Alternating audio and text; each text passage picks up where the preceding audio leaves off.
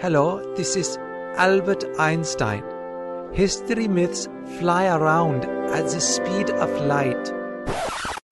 Especially with that new internet thing you all seem to have.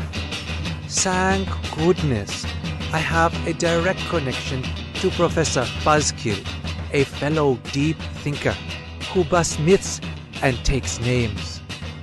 I'm totally stoked. There's a new episode. I was stuck on this new equation anyway.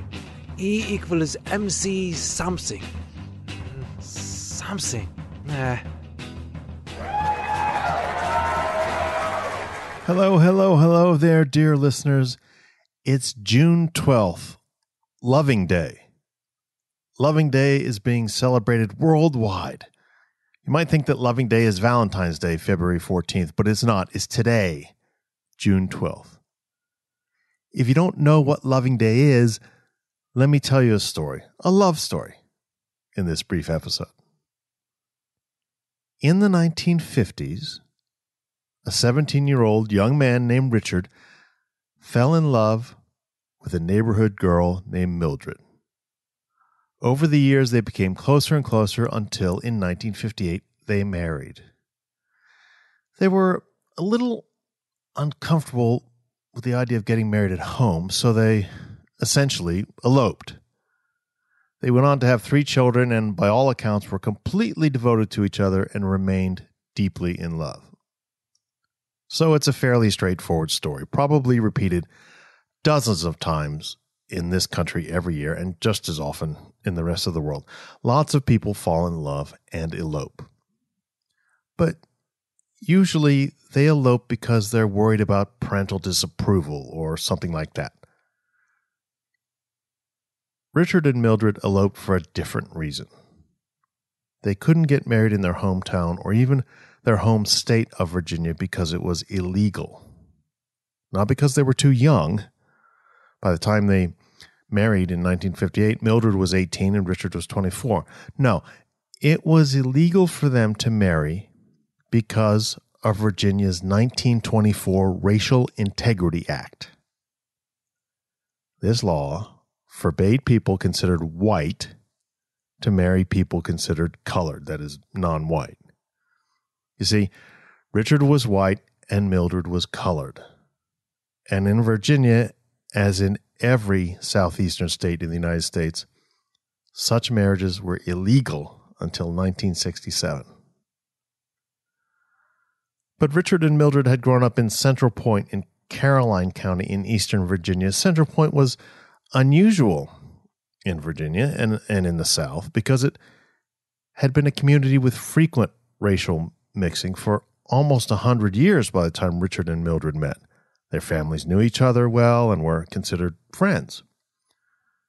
But despite the live and let live atmosphere of Central Point, Jim Crow laws and social expectations reigned across Virginia, even though, again, Central Point was the exception. Richard and Mildred couldn't get married legally in Virginia, so they went to Washington, D.C. in 1958, where there were no such restrictions.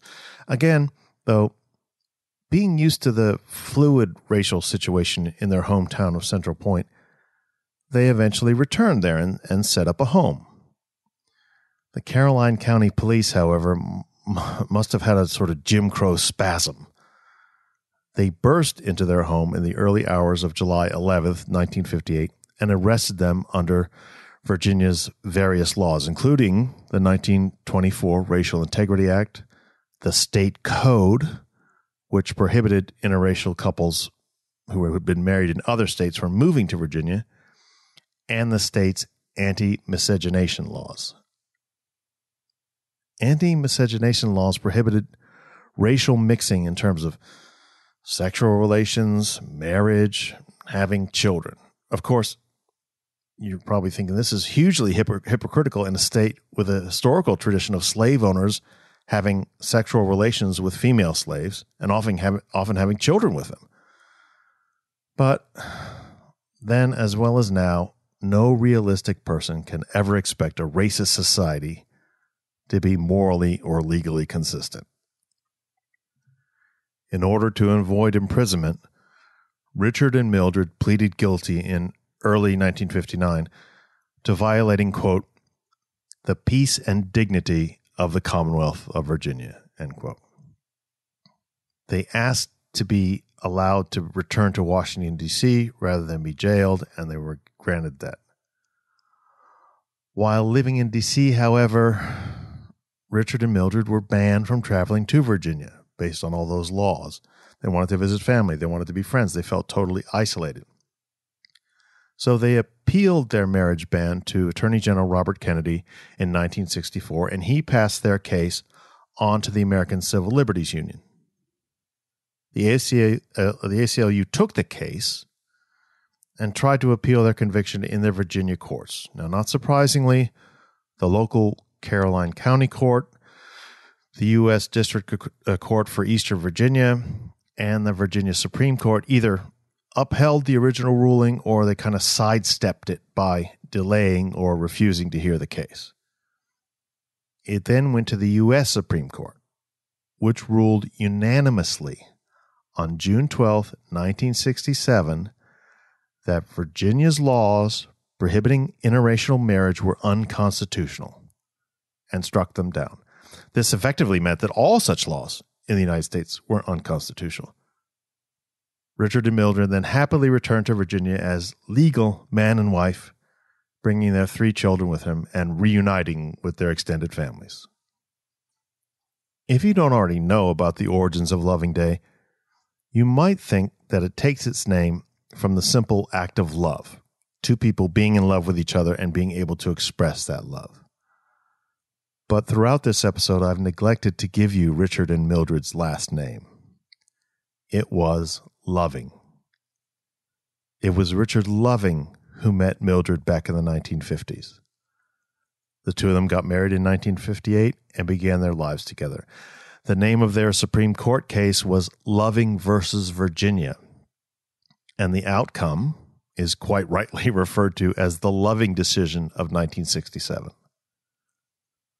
Loving Day, as a day of celebration, was created in 2004 by Ken Tanabe, a college student. It's gone on to be observed and celebrated almost everywhere, and is often considered the most widely celebrated holiday of its type in the world. Sadly, Richard Loving died in a car accident in 1975, and Mildred Loving died in 2008. They didn't live to see Loving Day become the major celebration that it is. But these 2 young lovers from Virginia could hardly have done more than they did for equality, justice, and pure decency in our modern world. Please go to lovingday.org to learn how and where Loving Day is observed and celebrated. You can contribute to its cause, and you can reflect on this very important step forward in American history and society. Happy Loving Day. Talk to you next week. Hello, this is Lady Buzzkill. If you simply must follow my husband's deluded podcast hobby, you can also find him on Facebook, Twitter @BuzzkillProf, and Instagram @ProfessorBuzzkill. You might go to ProfessorBuzzkill.com if you're so inclined, and support him on Patreon. Subscribe to his email list, if you must, and shop the Buzzkill bookshelf. The only thing that seems to keep him from making more noise and frightening the horses is that the Professor Buzzkill Show is part of Entertainment One's podcast network. And of course, it's available on iTunes, Apple Podcasts, Spotify, Google Play, and all major podcast apps. Finally, I suppose I should thank you for listening. So, thank you for listening.